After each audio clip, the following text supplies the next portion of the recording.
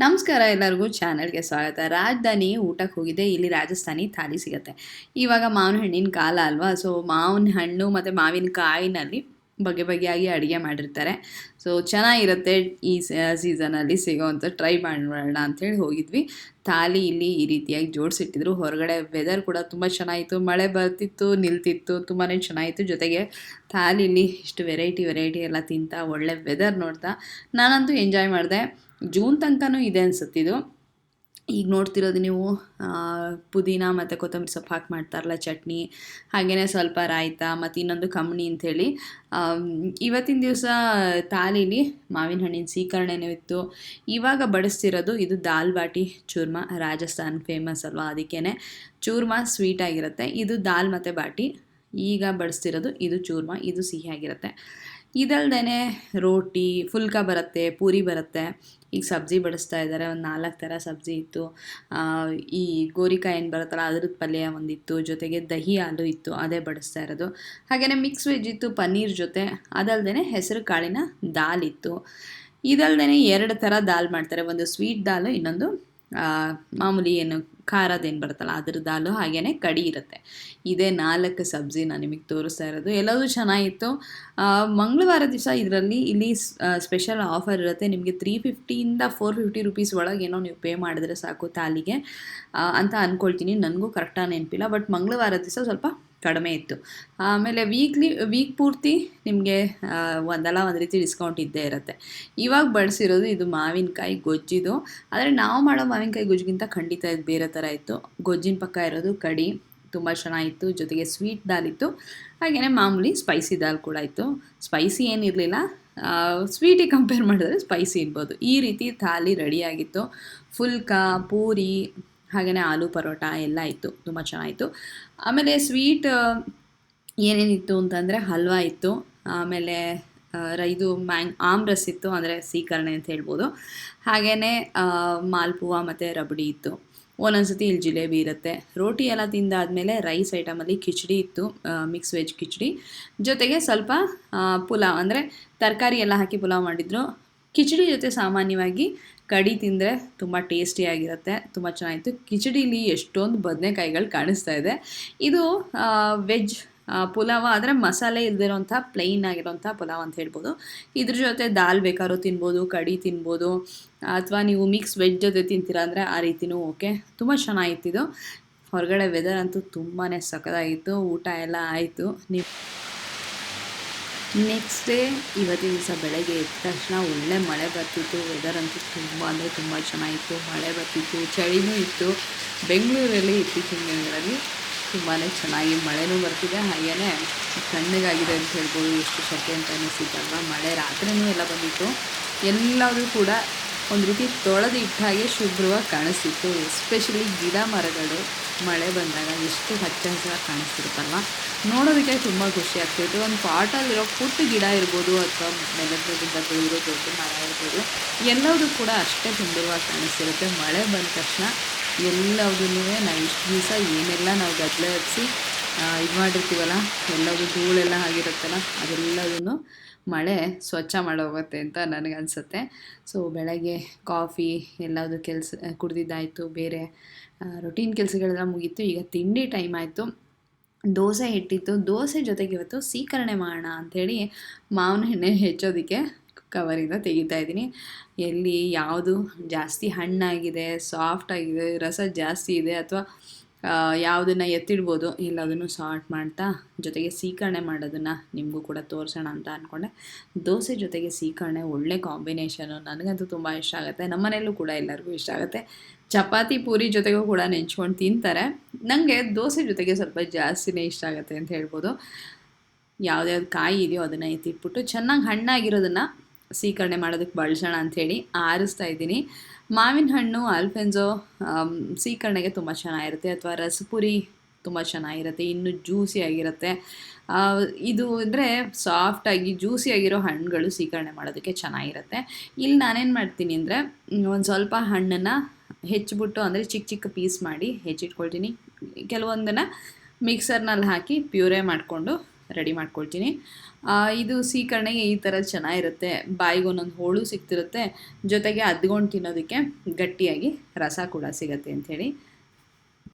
ಸೀಕರಣೆನ ಎಷ್ಟೊಂದು ವೇರಿಯೇಷನ್ ಕೊಟ್ಟು ಮಾಡ್ಬೋದು, ಇದೇ ಥರನೇ ಮಾಡಬೇಕು ಅಂತೇನಿಲ್ಲ. ಇವತ್ತು ತೋರಿಸ್ತಿರೋದು ತುಂಬಾ ಸುಲಭವಾಗಿ ಮಾಡೋವಂಥದ್ದು, ಟೇಸ್ಟಿಯಾಗಿ ಕೂಡ ಇರುತ್ತೆ. ಹಾಗೆಯೇ ಹಣ್ಣನ್ನು ಚೆನ್ನಾಗಿ ತೊಳೆದು ಒರೆಸಿ ಎತ್ತಿಟ್ಕೊಂಡಿದ್ದೀನಿ. ಅದ್ರ ಮೇಲೆ ನೀರಿನ ಅಂಶ ಎಲ್ಲ ಏನು ಇರಬಾರ್ದು ಅಂಥೇಳಿ. ನಂತರ ಇದ್ರದ್ದು ಏನು ಇದಿರುತ್ತಲ್ಲ, ತೊಟ್ಟಿರುತ್ತಲ್ಲ ಅದನ್ನೆಲ್ಲ ತೆಗೆದಿಟ್ಕೊಳ್ತೀನಿ. ಒಂದು ಸತಿ ನೀವು ಸಿಪ್ಪೆ ತೆಗಿಯೋಕ್ಕೆ ಶುರು ಮಾಡಿದ್ರೆ ಕೈಗೆಲ್ಲ ಸ್ವಲ್ಪ ಆ ಹಣ್ಣಿನ ರಸ ಇದೆಲ್ಲ ಅಂಟ್ಕೊಳ್ಳೋಕೆ ಶುರು ಮಾಡುತ್ತೆ. ಆವಾಗ ಮಧ್ಯೆ ಮಧ್ಯೆ ಚಾಕುನ ತೊಗೊಂಡು ಒಂದೊಂದೇ ಹಣ್ಣಿಂದು ತೊಟ್ಟು ತೆಗೆಯೋದಕ್ಕೆ ಕಷ್ಟ ಆಗುತ್ತೆ. ಒಂದು ಸತಿ ತೆಗೆದಿಟ್ಕೊಂಡ್ರೆ ಆಮೇಲೆ ಪೀಲರ್ ಸಹಾಯದಿಂದ ಸಿಪ್ಪೆ ಎಲ್ಲ ತೆಕ್ಕೋಬೋದು ಅಂಥೇಳಿ ಒನ್ಸ್ ಫಾರ್ ಆಲ್ ಎಲ್ಲದನ್ನು ಕೂಡ ತೊಟ್ಟು ತೆಗೆದಿಟ್ಕೊಳ್ತಾ ಇದ್ದೀನಿ. ನಾನು ಮೊದಲೇ ಹೇಳಿದಾಗೆ ಅರ್ಧ ಹೆಚ್ಚಿಟ್ಕೋತೀನಿ ಇನ್ನಲ್ಲ, ಇನ್ನರ್ಧ ಮಿಕ್ಸರ್ಗೆ ಹಾಕೋಬೇಕಾದ್ರೆ ಅದಕ್ಕೆ ಸ್ವಲ್ಪ ಸಕ್ಕರೆನ ಹಾಕೋತೀನಿ. ಸಾಮಾನ್ಯವಾಗಿ ಹಣ್ಣು ಸಿಹಿ ಇದ್ದರೆ ನಾನು ಸಕ್ಕರೆನ ಹಾಕೋದಕ್ಕೆ ಹೋಗೋದಿಲ್ಲ. ಅಕಸ್ಮಾತ್ ಸಿಹಿ ಜೊತೆಗೆ ಒಂಚೂರು ಎಲ್ಲೋ ಒಂದೋ ಎರಡೋ ಹುಳಿ ಇರೋವಂಥ ಹಣ್ಣುಗಳು ಸೇರ್ಕೊಂಡ್ಬಿಟ್ಟಿರತ್ತೆ.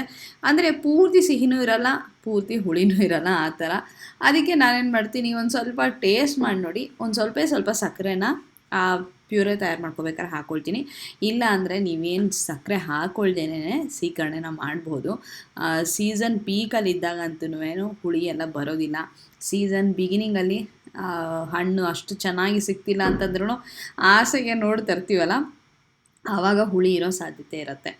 ಆವಾಗ ಸ್ವಲ್ಪ ಸಕ್ಕರೆ ಜಾಸ್ತಿನೇ ಹಾಕೋಬೇಕಾಗತ್ತೆ. ಬಟ್ ಅಷ್ಟೊಂದು ಸಕ್ಕರೆ ತಿನ್ನೋದು ಒಳ್ಳೆಯದಲ್ಲ ಅಂಥೇಳಿ ಹುಳಿ ಇರೋದನ್ನು ಅವಾಯ್ಡ್ ಮಾಡೋದೇ ವಾಸಿ ಅಂತ ನನಗನ್ಸುತ್ತೆ.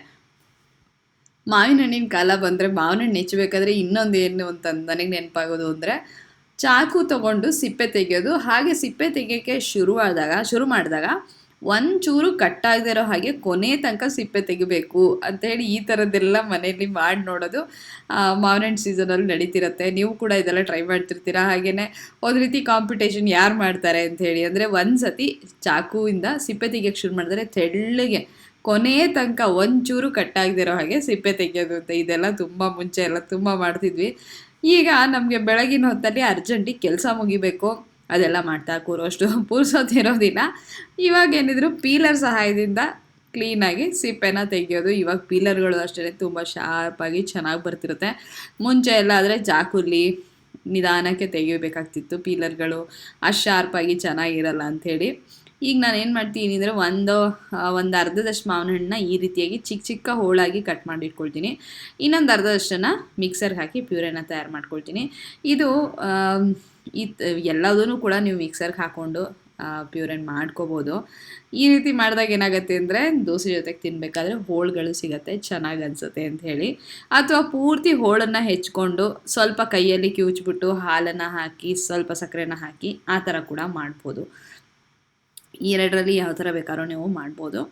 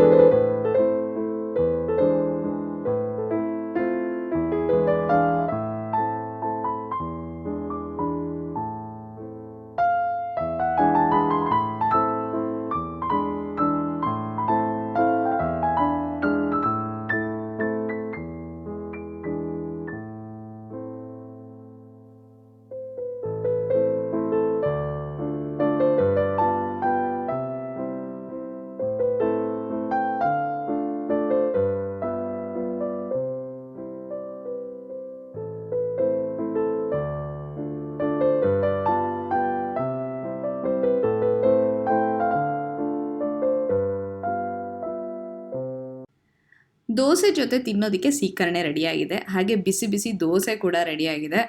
ಬಲಗೈಯಲ್ಲಿ ಸ್ವಲ್ಪ ಏನೋ ಸೀಕರಣೆ ಇದನ್ನು ಮಾಡ್ತಾ ಇದ್ನಲ್ಲ, ಅದನ್ನು ಮುಟ್ಟಿದ್ನಲ್ಲ, ಅಂಟಿತ್ತು. ಅದಕ್ಕೆ ಎಡಗೈನಲ್ಲಿ ದೋಸೆನ ಮ್ಯಾನೇಜ್ ಮಾಡ್ತಾಯಿದ್ದೀನಿ, ಮತ್ತೆ ಕೈ ತೊಳ್ಕೊಂಡು ಯಾರಪ್ಪ ಮಾಡ್ತಾರೆ ಅಂಥೇಳಿ. ಈ ಥರದ ಚಿಕ್ಕ ಪುಟ್ಟ ಸೋಂಬೇರಿತನ ಅಂತಲೂ ಅನ್ಬೋದು, ಅಥವಾ ಒಂದೊಂದು ಸತಿ ಕೆಲಸ ಇನ್ನೊಂದು ಬೇಡ ಅಂಥೇಳಿ ಮಾಡೋದಕ್ಕೂ ಇರ್ಬೋದು.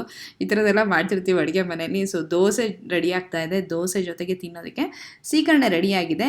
ನೀವು ಹಾಗೆ ತಿಂತೀರಾ ಅಂದರೆ ಒಂದು ಕಪ್ಪಲ್ಲೋ, ಒಂದು ಬೌಲ್ ಅಂದರೆ ಒಂದು ಗ್ಲಾಸಲ್ಲೋ ನೀವೇನಾರೋ ಹಾಗೆ ಹಾಕ್ಕೊಂಡು ತಿಂತೀರಾ ಅಂತಂದರೆ ಒಂದು ರೀತಿ ಡೆಸರ್ಟ್ ಥರ, ಆವಾಗ ಹೇಗೆ ನೀವು ರೆಡಿ ಮಾಡ್ಕೋಬೇಕು ಅಂಥೇಳಿ ಅದನ್ನು ಕೂಡ ತೋರಿಸ್ತೀನಿ ನಾನು ನಿಮಗೆ. ಈಗ ತಿನ್ನೋದೇನಿದ್ರು ಅಂದರೆ ದೋಸೆ ಜೊತೆ ತಿನ್ನೋದಕ್ಕೆ ಹೇಗೆ ಬೇಕೋ ಹಾಗೆ ನಾನು ಸೀಕರಣೆನ ಮಾಡಿ ಇಟ್ಕೊಂಡಿನಿ. ಚಪಾತಿ ಜೊತೆ ಕೂಡ ಇದನ್ನು ತಿನ್ಬೋದು ಈ ರೀತಿಯಾಗೇ. ಆಮೇಲೆ ಉಕ್ಕರಿಸಿದ ಅಕ್ಕಿ ರೊಟ್ಟಿ ಜೊತೆಗಂತೂ ತುಂಬ ಅಂದರೆ ತುಂಬ ಚೆನ್ನಾಗಿರುತ್ತೆ. ಹಾಗೆಯೇ ಮಹಾರಾಷ್ಟ್ರದಲ್ಲಂತೂ ಫೇಮಸ್ಸು ಪೂರಿ ಆಮ್ರಸ್ಸು, ಅದು ಕೂಡ ಇನ್ನೊಂದು ಸ್ವಲ್ಪ ಸಕ್ಕರೆ ಹಾಕಿ ಇನ್ನೂ ಇದಾಗಿ ಮಾಡ್ಕೋಬೋದು. ಹಾಲು ಹಾಕದೇ ಹಾಗೇ ಸಕ್ಕರೆ ಜೊತೆಗೆ ಮಾವಿನ ಹಣ್ಣನ್ನು ಮಿಕ್ಸರ್ನಲ್ಲಿ ಬ್ಲೆಂಡ್ ಮಾಡಿಕೊಂಡು ಹಾಗೆ ಅದನ್ನು ಪೂರಿ ಜೊತೆಗೆ ತಿನ್ಬೋದು. ಸೊ ಈ ರೀತಿ ಚಿಕ್ಕ ಪುಟ್ಟ ವೇರಿಯೇಷನಿಂದ ಒಂದೊಂದು ರೀತಿ ಏನಂತಾರೆ ಅದರದ್ದು ರೂಪಗಳು ಸಿಗ್ತಾ ಹೋಗುತ್ತೆ ಅಂತ ಹೇಳ್ಬೋದು. ದೋಸೆ ಬಿಸಿ ಬಿಸಿಯಾಗಿ ರೆಡಿ ಆಗ್ತದೆ. ಸ್ವಲ್ಪ ತುಪ್ಪ ಹಾಗೆಯೇ ಸೀಕರಣೆ ಮಾಡಿಸಿದ ಕಾಂಬಿನೇಷನ್ನು. ಈ ಕಡೆಯದಾಗಿ ನೀವು ಯಾವುದ್ರ ಜೊತೆಗೂ ನೆಂಚ್ಕೊಂಡು ತಿನ್ನೋದಿಲ್ಲ, ಒಂಥರ ಡೆಸರ್ಟ್ ಥರ ನಾವು ತಿಂತೀವಿ ಅಂತಂದರೆ ಈ ರೀತಿ ಒಂದು ಗ್ಲಾಸ್ಗೆ ಹಾಕ್ಕೊಳ್ಳಿ, ಇಲ್ಲ ಕಪ್ಪಿಗೆ ಬೇಕಾದರೂ ಹಾಕ್ಕೊಳ್ಳಿ. ಜೊತೆಗೆ ಸ್ವಲ್ಪ ನೆನೆಸಿಟ್ಟಂತಹ ಚಿಯಾ ಸೀಡ್ಸ್ನ ಹಾಕೋಬೋದು. ಇದು ಕೂಡ ಒಳ್ಳೆಯದು ಆರೋಗ್ಯಕ್ಕೆ. ಒಂದು 10ರಿಂದ 20 ನಿಮಿಷಗಳ ಕಾಲ ನೆನೆಸಿಟ್ರೆ ಸಾಕು, ಚೆನ್ನಾಗಿ ಅದು ಅರಳ್ಕೊಳ್ಳುತ್ತೆ. ಇದರಲ್ಲೂ ಕೂಡ ಸಾಕಷ್ಟು ಪ್ರೋಟೀನ್ ಅಂಶ ಇದೆ, ಹಾಗೆಯೇ ಫೈಬರ್ ಸಿಗುತ್ತೆ. ಎಲ್ಲದು ಒಳ್ಳೆಯದು ಅಂಥೇಳಿ ಇದನ್ನು ತಿಂತಾರೆ. ಇತ್ತೀಚಿನ ದಿನಗಳಲ್ಲಿ ನೀವು ತುಂಬ ಹೆಚ್ಚಾಗಿ ಇದನ್ನು ಗಮನಿಸಿರ್ಬೋದು. ಇದರಿಂದ ಅಂತೂ ದೋಸೆ ರೊಟ್ಟಿ ಥರ ಎಲ್ಲ ಮಾಡ್ಕೊಂಡು ತಿಂತಾರೆ, ಆದರೆ ಅದು ಆರೋಗ್ಯಕ್ಕೆ ಅಷ್ಟು ಒಳ್ಳೆಯದು ಅಲ್ಲ. ಅಷ್ಟೊಂದು ಕ್ವಾಂಟಿಟಿಲಿ ಇದನ್ನು ಕನ್ಸ್ಯೂಮ್ ಮಾಡಬಾರ್ದು ಅಂತ ಕೂಡ ನಾವು ತಿಳ್ಕೊಬೇಕಾಗತ್ತೆ. ಈ ರೀತಿ ಇದನ್ನು ಮೇಲೆ ಹಾಕ್ಕೊಂಡು ಜೊತೆಗೆ ಒಂದು ಸ್ವಲ್ಪ ದ್ರಾಕ್ಷಿ, ಚಿಯಾ ಸೀಡ್ಸ್ ಇಲ್ಲ ಅಂದರೂ ಪರವಾಗಿಲ್ಲ, ನಾನು ತೋರಿಸ್ತಾ ಇದ್ದೀನಿ, ಒಂದು ವೇರಿಯೇಷನ್ ಅಂತ ಹೇಳ್ಬೋದು. ಹಾಗೆಯೇ ಒಂದು 4 ದ್ರಾಕ್ಷಿ, ಒಂಚೂರು ಗೋಡಂಬಿ ಅಲಂಕಾರಿಕವಾಗಿ ಇಟ್ಕೊಂಡು ತಿನ್ಬೋದು. ಇನ್ನೊಂದು ವೇರಿಯೇಷನ್ ಆಗಿ ಹೇಗೆ ಮಾಡ್ಬೋದು ಅಂತಂದರೆ ದ್ರಾಕ್ಷಿನೇನು ಕಟ್ ಮಾಡೋ ಅವಶ್ಯಕತೆ ಇಲ್ಲ. ಗೋಡಂಬಿ, ಬಾದಾಮಿ ಮತ್ತು ಪಿಸ್ತಾನ ಚಿಕ್ಕ ತುಂಡುಗಳಾಗಿ ಮಾಡಿ ಅದನ್ನು ನೀವು ಸೀಕರಣೆ ಜೊತೆಗೆ ಸೇರಿಸ್ಕೊಂಡು ಮಿಕ್ಸ್ ಮಾಡಿಕೊಂಡು ಮೇಲ್ಗಡೆ ದ್ರಾಕ್ಷಿನ ಅಲಂಕಾರಿಕವಾಗಿ ಇಟ್ಕೊಂಡು ಆ ಥರ ಕೂಡ ತಿನ್ಬೋದು. ಸೀಕರಣೆ ತಿಂತಿದ್ದಾಗ ಮಧ್ಯೆ ಮಧ್ಯೆ ಅದೊಂದು ಬಾದಾಮಿ, ಗೋಡಂಬಿದೆಲ್ಲ ಒಂದು ಮಧ್ಯ ಬೈಟ್ ಸಿಗುತ್ತಲ್ಲ, ಅದು ತುಂಬಾ ಚೆನ್ನಾಗಿ ಅನಿಸುತ್ತೆ. ಹಾಗೆಯೇ ನಾವು ಹೋಳುಗಳು ಮಾಡಿದ್ದೀವಿ ಮಾವಿನ ಹಣ್ಣಿಂದು, ಅದು ಕೂಡ ಮಧ್ಯೆ ಮಧ್ಯೆ ಬಾಯಿಗೆ ಸಿಗ್ತಿರತ್ತೆ. ಬರೀ ಏನು ನಿಮಗೆ ಆ ಪ್ಯೂರೆ ಥರನೇ ತಿಂದ್ವಿ ಅಂತ ಅನಿಸೋದಿಲ್ಲ, ಚೆನ್ನಾಗಿರುತ್ತೆ. ಸೊ ಈ ರೀತಿ ಬೇರೆ ಬೇರೆ ವೇರಿಯೇಷನ್ಗಳನ್ನು ಕೊಟ್ಕೊಂಡು ನೀವು ಸೀಕರಣೆನ ಮಾಡ್ಕೊಂಡು ಎಂಜಾಯ್ ಮಾಡ್ಬೋದು. ಸೊ ಇವಾಗ ದೋಸೆ ಸೀಕರಣೆ ಸಂಭ್ರಮ ಮುಗೀತು. ಈಗ ನೀವು ನೋಡ್ತಾ ಇರೋ ವಿಡಿಯೋ ಕ್ಲಿಪ್ಪು ಇದು ಮಾರನೇ ದಿವಸದ್ದು ಬೆಳಗ್ಗೆ ಎದ್ದು ಬಿಸಿ ಬಿಸಿಯಾಗಿ ಕಾಫಿ ತಯಾರು ಮಾಡ್ತಾ ಇದ್ದೀನಿ. ನಂಗೆ ಗೊತ್ತು ನಿಮ್ಮಲ್ಲಿ ತುಂಬ ಜನ ನೀವು ಕಾಫಿ ಪ್ರಿಯರ್ ಇದ್ದೀರಾ ಅಂಥೇಳಿ. ಈಗಿರೋ ವಾತಾವರಣದಲ್ಲಿ ಚಳಿಗೆ ಮಳೆ ಬರ್ತಿದ್ದಾಗ ಬಿಸಿ ಬಿಸಿಯಾಗಿ ಕಾಫಿ ಕುಡಿಯೋದಿದೆಯಲ್ಲ, ಇದು ಭಾರಿ ಮಜಾನೇ ಕೊಡುತ್ತೆ. ಡಿಕಾಕ್ಷನ್ ಹಾಕಿದಾಗ ಅಷ್ಟರ ಮಧ್ಯದಲ್ಲೇ ಕಾಫಿ ಕುಡಿಬೇಕು ಅಂತ ಅನಿಸಿದಾಗ ಮೇಲ್ಗಡೆಯಿಂದ ಇನ್ನೂ ಪೂರ್ತಿ ಇಳಿದಿರಲ್ಲ ಅಲ್ವಾ, ಆವಾಗ ಈ ರೀತಿ ಮ್ಯಾನೇಜ್ ಮಾಡಿಕೊಂಡು ಡಿಕಾಕ್ಷನ್ ಹಾಕ್ಕೊಂಡು ಕಾಫಿ ಬೆರೆಸೋದು ಒಂದು ರೀತಿ ಮಜಾ ಬೆಳಗಿನ ಹೊತ್ತಲ್ಲಿ.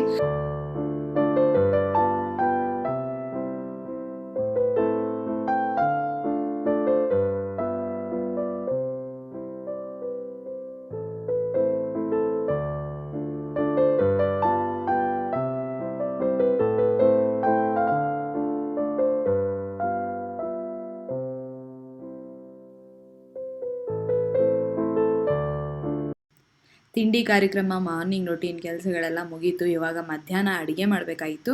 ಅಡುಗೆ ಮಾಡೋದ್ರ ಜೊತೆಗೆ ಇನ್ನೊಂದು ಕೆಲಸ ಇತ್ತು. ಅದೇನಂತಂದರೆ ಬೆಣ್ಣೆನ ಕಾಯಿಸಿ ತುಪ್ಪನ ಮಾಡಬೇಕಾಗಿತ್ತು. ಇದು ಅಕ್ಷಯಕಲ್ಪದವ್ರದ್ದು ಬೆಣ್ಣೆ ಏನು ಸಿಗುತ್ತಲ್ಲ, ಇದನ್ನು ಸುಮಾರು ಒಂದು 5 ಬಾಕ್ಸಸ್ನ ತೊಗೊಂಡಿದ್ದೀನಿ. ಇಲ್ಲಿ 200 ಗ್ರಾಮ್ಸ್ ಒಂದೊಂದು ಬಾಕ್ಸು. ಇದು ಅನ್ಸಾಲ್ಟೆಡ್ ಬಟರು, ತುಂಬ ಚೆನ್ನಾಗಿರುತ್ತೆ. ಇದನ್ನು ಕಾಯಿಸಿ ತುಪ್ಪ ಮಾಡಿದ್ರೆ ಒಳ್ಳೆ ತುಪ್ಪ ಆಗುತ್ತೆ. ಹಿಂದೆ ಕೂಡ ಒಮ್ಮೆ ನಿಮ್ಮ ಹತ್ರ ಹಂಚ್ಕೊಂಡಿದ್ದೆ, ಇವಾಗ ಮಾಡ್ತಿದ್ದಾಗ ನೆನಪಾಯಿತು. ಹಾಗೆಯೇ ಇದನ್ನು ನಿಮ್ಮ ಜೊತೆ ಹಂಚ್ಕೊಳ್ಳೋಣ ಅಂತ ಅಂದ್ಕೊಂಡೆ. ತುಂಬಾ ಸುಲಭವಾಗಿ ಮನೆಯಲ್ಲಿ ಮರಳಾಗಿರೋ ತುಪ್ಪ ತಯಾರಾಗುತ್ತೆ. ಹೊರಗಡೆಯಿಂದ ತುಪ್ಪ ನಾವೆಂಥ ಒಳ್ಳೆ ಬ್ರ್ಯಾಂಡಿಂದು ಒಳ್ಳೆ ಕ್ವಾಲಿಟಿ ತಂದ್ರೂ ಪೂರ್ತಿಯಾಗಿ ಕಾಯಿಸಿರೋದಿಲ್ಲ, ಸ್ವಲ್ಪ ಹಸಿಯಾಗೆ ಉಳಿದಿರುತ್ತೆ ಅಂತ ನನಗೆ ಅನ್ನಿಸ್ತಿರುತ್ತೆ.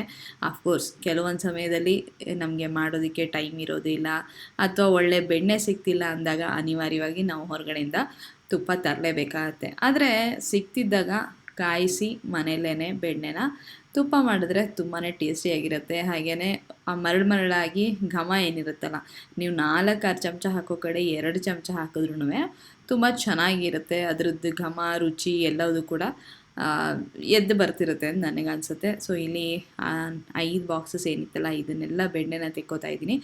ಈಗ ನೀವಂತೂ ಸುಲಭವಾಗಿ ಆ್ಯಪ್ಗಳ ಮೂಲಕ ಅಂತೂ ತರಿಸ್ಕೋಬೋದು ಮನೆಗೇ. ಅದನ್ನು ನಾನು ತರಿಸಿದ ತಕ್ಷಣ ಫ್ರಿಜ್ಜಲ್ಲಿ ಇಟ್ಟಿದ್ದೆ. ಸ್ವಲ್ಪ ಗಟ್ಟಿ ಆದರೆ ಬಾಕ್ಸಿಂದ ಬೆಣ್ಣೆ ತೆಗೆಯೋದಕ್ಕೆ ತುಂಬ ಸುಲಭ ಆಗುತ್ತೆ. ಅದೇನಾದ್ರು ಮೆತ್ತಗಾಗ್ಬಿಟ್ರೆ ತುಂಬ ಎಲ್ಲ ಅಂಟ್ಕೊಂಡಿರುತ್ತೆ, ತೆಗಿಯೋಕ್ಕೂ ಕಷ್ಟ. ಈಗಲೂ ಕಷ್ಟನೇ, ಆದರೆ ಸ್ವಲ್ಪ ಬಲವಾಗಿ ನಾನು ತೆಗಿತಿದ್ದನ್ನು ನೀವು ಗಮನಿಸಿದ್ರಿ ಅಂತ ಅಂದ್ಕೊಳ್ತೀನಿ. ಸ್ಪೂನಲ್ಲಿ ಎಬ್ಬಕ್ಕೆ ಹೋದರೆ ಕ್ಲೀನಾಗಿ ಒಂದು ಬಾಕ್ಸ್ ಪೂರ್ತಿ ಇರೋ ಬೆಣ್ಣೆನೇ ಒಂದು ಮೌಲ್ಡ್ ಥರ ಹೊರಗೆ ಬಂದುಬಿಡುತ್ತೆ, ಸುಲಭವಾಗಿರುತ್ತೆ. ಇಲ್ಲಿ ಪಕ್ಕದಲ್ಲಿ ಕುಕ್ಕರಲ್ಲಿ ಬೇಯಿಸ್ಕೊತಾ ಇದ್ದೀನಿ ಕೆಲವೊಂದು ಪದಾರ್ಥಗಳನ್ನು, ಅದೇನು ಅಂತ ನಾನು ನಿಮ್ಗೆ ಹೇಳ್ತೀನಿ. ಹಾಗೆಯೇ ಇಲ್ಲಿ ದಪ್ಪ ತಳ ಇರುವಂಥ ಪಾತ್ರೆಯಲ್ಲಿ ಬೆಣ್ಣೆನೆಲ್ಲ ಹಾಕಿ ಕಾಯಿಸೋದಕ್ಕೆ ಇಟ್ಟಿದ್ದೀನಿ ಸಣ್ಣ ಊರಿನಲ್ಲಿ. ಕುಕ್ಕರ್ನಲ್ಲಿ ಒಂದು 4 ಟೊಮ್ಯಾಟೊ, ಈರುಳ್ಳಿ, ಗೋಡಂಬಿ, ಶುಂಠಿ, ಬೆಳ್ಳುಳ್ಳಿ, ಒಂದು 4 ಬ್ಯಾಡಗಿ ಮೆಣಸಿನ್ಕಾಯಿ ಇದೆಲ್ಲದನ್ನು ಬೇಯಿಸಿಟ್ಕೊಂಡಿದ್ದೀನಿ. ಒಂಚೂರು ಚಕ್ಕೆ, ಲವಂಗ, ಮೆಣಸಿನ್ಕಾಳು ಹಾಕಬೇಕಾಗಿತ್ತು, ಅದು ನನಗೆ ಮರ್ತೋಯ್ತು. ಹಾಗೆಯೇ 1 ಚಮಚದಷ್ಟು ಬೆಣ್ಣೆನ ಕೂಡ ಹಾಕ್ಕೊಂಡಿದ್ದೀನಿ. ಇದೆಲ್ಲದೂ ಕೂಡ ಮಖನಿ ಗ್ರೇವಿ ಮಾಡ್ಕೊಳ್ಳೋದಕ್ಕೆ ಪನ್ನೀರ್ ಮಖನಿ ಮಾಡ್ತಾಯಿದ್ದೀನಿ. ಈಗ ಸ್ವಲ್ಪ ಹೊತ್ತು ಆದ ತಕ್ಷಣ ಬೆಣ್ಣೆ ಎಲ್ಲ ಕರಗಿ ಈ ರೀತಿಯಾಗಿ ಮರಳೋದಕ್ಕೆ ಶುರುವಾಗಿದೆ. ಅದರದ್ದು ಒಂದು ಏನಿರುತ್ತಲ್ಲ, ತುಪ್ಪ ಆದ ತಕ್ಷಣ ಬರೋ ಘಮ ಇದೆಯಲ್ಲ ಅದೇನೇ ಗೊತ್ತಾಗೋಗುತ್ತೆ. ಅಂದರೆ ಆ ಹಸಿ ವಾಸನೆ ಎಲ್ಲ ಹೋಗಿ ತುಪ್ಪದ ಘಮ ಬರುತ್ತೆ. ಇದು ಮಾಡ್ತಾ ಒಂದು ಅನುಭವದಲ್ಲಿ ಕಲ್ತಿರೋದು ಅಂತ ಹೇಳ್ಬೋದು. ಹೊಸರಲ್ಲಿ ಗೊತ್ತಾಗದೇ ಇರ್ಬೋದು. ಆ ಬಣ್ಣದ ಬದಲಾವಣೆಯಿಂದ ಕಂಡಿಡ್ಕೋಬೇಕಾಗತ್ತೆ. ತುಪ್ಪದ ಬಣ್ಣ ಬೇರೆ ಇರುತ್ತೆ, ಇನ್ನು ಬೆಣ್ಣೆ ಹಾಗೆ ಮೆಲ್ಟ್ ಆಗಿದ್ದಾಗ ಒಂದು ಬಣ್ಣ ಇರುತ್ತೆ. ನೀವು ಇಲ್ಲಿ ವಿಡಿಯೋ ಕ್ಲಿಪ್ಗಳನ್ನು ನೋಡ್ತಿದ್ರೆ ನಿಮಗೆ ಗೊತ್ತಾಗ್ತಿರುತ್ತೆ. ಈಗ ಬರೀ ತಿಳಿ ಹಳದಿ ಬಣ್ಣದಲ್ಲಿದೆ. ಆಮೇಲೆ ಸ್ವಲ್ಪ ಒಂದು ಬ್ರೌನಿಶ್ ಟಿಂಟು ಅಥವಾ ಒಂಥರ ಗೋಲ್ಡನ್ ಕಲರ್ ಅಂತಾರಲ್ಲ, ಎಕ್ಸಾಕ್ಟಾಗಿ ಹೇಳಬೇಕು ಅಂದರೆ ಒಂಥರ ಗೋಲ್ಡನ್ ಕಲರ್. ತುಪ್ಪ ಏನು ಒಂದು ಲಿಕ್ವಿಡ್ ಗೋಲ್ಡ್ ಅಂತಾನೆ ಅನಿಸುತ್ತೆ. ಯಾಕೆಂದರೆ ಇಷ್ಟು ದುಬಾರಿ ಆರ್ಗ್ಯಾನಿಕ್ ನೀವು ಬೆಣ್ಣೆ ತೊಗೋತೀರಾ, ತುಪ್ಪ ತೊಗೋತೀರಾ ಅಂದ್ರಂತೂ ತುಂಬಾ ದುಬಾರಿ ಅಂತಲೇ ಹೇಳ್ಬೋದು. ಸೊ ಆ ಬಣ್ಣ ಬದಲಾಗತ್ತೆ, ಅದ್ರ ವಾಸನೆ ಬದಲಾಗ್ತಾ ಹೋಗುತ್ತೆ. ಎಲ್ಲ ಆದಮೇಲೆ ಗೊತ್ತಾಗತ್ತೆ ತುಪ್ಪ ಆದರೆ ಬೆಣ್ಣೆ ಕಾದು ತುಪ್ಪ ತಯಾರಾಗಿದೆ ಅಂಥೇಳಿ. ಇದು ದಪ್ಪ ತಳದ ಪಾತ್ರೆ ಆಗಿರೋದ್ರಿಂದ ಶಾಖ ಇನ್ನೂ ಜಾಸ್ತಿ ಆಗೋಗುತ್ತೆ. ತಕ್ಷಣ ಚೇಂಜ್ ಮಾಡಬೇಕಾಗತ್ತೆ. ಒಂದು ಸೋಸೋದು, ಟೀ ಸೋಸೋದು ಬರುತ್ತಲ್ಲ, ನನ್ನ ಹತ್ರ ಸ್ಟೀಲಿಂದು ಕೂಡ ಒಂದಿದೆ, ಅದು ತೊಳೆಯೋಕೆ ಹೊಟ್ಟೋಗ್ಬಿಟ್ಟಿತ್ತು. ಹಾಗಾಗಿ ಟೀ ಸೋಸೋದು ಏನು ಸ್ಟ್ರೈನ್ ಇರುತ್ತಲ್ಲ ಇದರಲ್ಲೇ ಸೋಸ್ಕೋತಾ ಇದ್ದೀನಿ. ಹೆಚ್ಚಿಗೆ ಏನು ಗಸಿ ಸಿಗಲಿಲ್ಲ, ಆದರೆ ಪಾತ್ರೆ ತಳದಲ್ಲಿ ಗಸಿ ಇತ್ತು. ಈ ತುಪ್ಪ ಸೋಸಿದ್ಮೇಲೆ ಈ ರೀತಿಯಾಗಿ ಕಾಣಿಸ್ತಾ ಇದೆ, ಬಣ್ಣ ಬದಲಾಗಿದೆ, ಲಿಕ್ವಿಡ್ ಗೋಲ್ಡು ತಯಾರಾಗಿದೆ ಅಂತಲೇ ಹೇಳ್ಬೋದು. ತುಂಬ ಚೆನ್ನಾಗಿತ್ತು, ಘಮ ಘಮ ಅಂತ ಅದರದ್ದು ಸುವಾಸನೆ ಬೀರ್ತಿತ್ತು. ತಳದಲ್ಲಿ ಇಷ್ಟು ಗಸಿ ಇತ್ತು. ಈ ಗಸಿಗೋಸ್ಕರನೇ ನಾನು ಬೆಣ್ಣೆ ಕಾಯಿಸಿ ತುಪ್ಪ ಮಾಡ್ತೀನಿ ಅಂದರೂ ಕೂಡ ತಪ್ಪಾಗೋದಿಲ್ಲ. ಈ ಗಸಿ ಫ್ಲೇವರ್ ಇದ್ರದ್ದು. ಇದನ್ನು ಬಿಸಿ ಬಿಸಿ ಅನ್ನದ ಜೊತೆಗೆ ಸ್ವಲ್ಪ ಉಪ್ಪು ಹಾಕಿ ಕಲಿಸ್ಕೊಂಡು ತಿಂದರೆ ತುಂಬ ಚೆನ್ನಾಗಿರುತ್ತೆ. ಈ ಗಸಿನೆಲ್ಲ ಕೆರೆದು ತೆಗೆದು ಇಟ್ಕೊಂಡು ಇದನ್ನು ಕೆಲವರು ಸ್ವೀಟಿಗೆ ಕೂಡ ಹಾಕ್ತಾರೆ. ಈಗ ಇಲ್ಲೊಂದು ಬಾಂಡೆನಲ್ಲಿ ಸ್ವಲ್ಪ ಎಣ್ಣೆ, ಅದಕ್ಕೆ ಚಕ್ಕೆ, ಲವಂಗ, ಒಂದು ಕಪ್ಪು ಏಲಕ್ಕಿ ಎಲ್ಲದನ್ನು ಹಾಕ್ಕೊಂಡಿದ್ದೀನಿ. ಹಾಗೆ ಸ್ವಲ್ಪ ಜೀರಿಗೆ. ಇದಕ್ಕೆ ನಾನು 1 ಈರುಳ್ಳಿನ ತೆಳ್ಳಗೆ ಉದ್ದುದಕ್ಕೆ ಈ ಥರ ಸ್ಲೈಸ್ ಮಾಡ್ಕೊಂಡು ಇದನ್ನು ಹಾಕ್ಕೊಂಡು ಹುರ್ಕೊಳ್ತಾ ಇದ್ದೀನಿ. ಇದು ಪನ್ನೀರ್ ಮಖನಿ ಮಾಡ್ತಾಯಿದ್ದೀನಿ. ಈ ಪನ್ನೀರ್ ಮಖನಿಗೆ ನಾನು ದಪ್ಪ ಮೆಣಸಿನ್ಕಾಯಿನ ಸೇರಿಸ್ಕೋತಾ ಇದ್ದೀನಿ. ಇವತ್ತಿನ ದಿವಸ ಇತ್ತು ತರಕಾರಿ ಏನಾದ್ರು ತಿನ್ನೋಣ ಅಂತ ಹೇಳಿ ಹಾಕೋತಾ ಇದ್ದೀನಿ. ಆದರೆ ಪನ್ನೀರ್ ಮಖನಿಗೇನು ಹಾಕೋಬೇಕಾಗಿಲ್ಲ. ಇಲ್ಲಿ ಕೆಲವೊಂದು ಮಸಾಲೆಗಳನ್ನು ಇಟ್ಕೊಂಡಿದ್ದೀನಿ. ಕೊತ್ತಂಬರಿ ಬೀಜದ ಪುಡಿ, ಸ್ವಲ್ಪ ಜೀರಿಗೆ ಪುಡಿ, ಗರಂ ಮಸಾಲ, ಅರಿಶಿನ, ಆಮೇಲೆ 2 ಥರದ ಅಚ್ಕಾರದ ಪುಡಿ, ಒಂದು ಬಣ್ಣಕ್ಕೆ ಒಂದು ಖಾರಕ್ಕೆ, ಅಂದರೆ ಒಂದು ಬ್ಯಾಡಗಿ ಮೆಣಸಿನ್ಕಾಯಿ ಪುಡಿ, ಇನ್ನೊಂದು ಅಚ್ಕಾರದ ಪುಡಿ. ಹಾಗೆ ಒಂದು 200 ಗ್ರಾಮ್ ಅಷ್ಟು ಪನ್ನೀರನ್ನ ಚಿಕ್ಕ ಚಿಕ್ಕ ತುಂಡು ಮಾಡಿ ಇಟ್ಕೊಂಡಿದ್ದೀನಿ. ದಪ್ಪ ಮೆಣಸಿನ್ಕಾಯಿ ಏನು ಹೆಚ್ಕೊಂಡಿದ್ದಲ್ಲ, ಕ್ಯಾಪ್ಸಿಕಮ್, ದಪ್ಪ ಮೆಣಸಿನ್ಕಾಯಿನಕ್ಕಿಂತ ಕ್ಯಾಪ್ಸಿಕಮ್ ಅನ್ಬೋದು, ಅದನ್ನು ಈ ರೀತಿಯಾಗಿ ಒಗ್ಗರಣೆಯಲ್ಲಿ ಹುರ್ಕೊಳ್ತಾ ಇದ್ದೀನಿ. ನಿಮ್ಗೆ ಇನ್ನೂ ಸಪ್ರೇಟಾಗಿ ಬೇಕಾದ್ರೆ ಹುರ್ಕೊಂಡು ತೆಗೆದಿಟ್ಕೊಂಡು ಕೊನೆಗೆ ಮೇಲ್ಗಡೆ ಕೂಡ ಹಾಕ್ಕೋಬೋದು. ಆದರೆ ಪನ್ನೀರ್ ಮಖನಿಗೆ ಕ್ಯಾಪ್ಸಿಕಮ್ ಏನು ಹಾಕೋದಿಲ್ಲ. ನನ್ನ ಹತ್ರ ಇತ್ತು, ತರಕಾರಿ ಕೂಡ ಏನಾದ್ರು ತಿಂದ ಹಾಗಾಗತ್ತೆ ಅಂಥೇಳಿ ನಾನು ಅದನ್ನು ಸೇರಿಸ್ಕೊತಾ ಇದ್ದೀನಿ ಅಷ್ಟೇ. ಇಲ್ಲಿ ಈ ಮಸಾಲೆ ಪದಾರ್ಥಗಳೇನಿತ್ತಲ್ಲ ಇದನ್ನು ಕೂಡ ಒಗ್ಗರಣೆಗೆ ಸೇರಿಸ್ಕೋತೀನಿ. ಇದನ್ನು ಹಾಕ್ಕೊಂಡ ತಕ್ಷಣ ಸ್ವಲ್ಪ ನೀರನ್ನು ಸೇರಿಸ್ಕೋಬೇಕು. ಆವಾಗ ಅದು ಚೆನ್ನಾಗಿ ಮಸಾಲೆ ಪುಡಿಗಳೆಲ್ಲ ಏನಿದೆಯಲ್ಲ ಇದೆಲ್ಲದೂ ಕೂಡ ತನ್ನ ಒಂದು ರುಚಿ ಇರ್ಬೋದು, ಘಮ ಇರ್ಬೋದು, ಎಲ್ಲದೂ ಬಿಟ್ಕೊಳ್ಳುತ್ತೆ. ತುಂಬ ಚೆನ್ನಾಗಿರುತ್ತೆ.